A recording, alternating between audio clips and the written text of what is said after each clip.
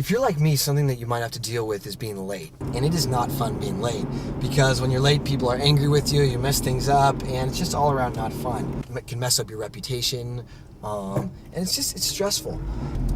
And I was thinking about this a little while ago when I was going to a dinner party at my friend Anthony's house. Maybe you're bringing the opening course, or you're bringing the appetizers, or something like that, where your presence is needed there at the dinner party. And I was like an hour late to the dinner party, and it really, on his end, it kind of messed things up, because here he had planned this dinner party, and I was supposed to bring all these the things for people to eat at the beginning of it. Knock, knock, knock, knock, knock. Anthony opens the door and he says, "We've been waiting for the appetizers. You're ruining the dinner party." And God, you're so selfish, man. Why don't you just think about everybody else for just once? I mean, come on, man. What are you trying to ruin my dinner party? Everybody's been waiting for the appetizers. We couldn't even get the evening started. I can't believe it. So there you go. You walk away. He's angry. Everybody else knows you're late. They're angry with you. You're feeling guilty because, hey, you're a bad guy. You make up some sort of crazy lie about why, I was attacked by flying monkeys, or, a pack of wild dogs was chasing me when I tried to go to my car, and this is why I'm late. You don't have to think of something crazy like that. I mean, you can, but it wouldn't hurt sometimes. But you don't have to do that. You can just embellish a couple details.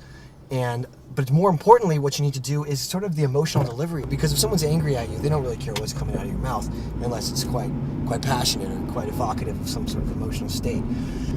So the new situation is knock on the door, and Anthony opens the door ready to be angry. And instead of the normal thing, when he opens the door, don't look sheepish, look distraught, like, oh my God, I'm so sorry I was late. I was driving down the street, and there was this big tanker got in an accident, and it was just so terrible. And there was this beautiful flower garden next to the road, and all the toxic chemicals went to the flower garden. It was just this destruction I could barely handle to look at. And oh God, it was just so terrible. It elicits somebody comforting you instead of becoming angry with you. So let's say you did have a detour at your house, and really that's not the real reason you're late. It's because you were dilly-dallying or what have you. You took too long of a shower. And Anthony's response then is going to be one of sympathy, not of anger. Instead of saying, "Oh, I can't believe you're late," he's going to be like, "Hey, man, it's okay. Don't worry about it." They're going to, give you a pat on the back, tell you that you're an all right guy. And it's a win-win, because, first of all, you're going to get out of trouble. No one's going to remember remember the time that Noah almost ruined the dinner party. Now, it's okay. This terrible thing happened. It doesn't matter you're late. That's more important than you being late, so everyone's just going to forget about that.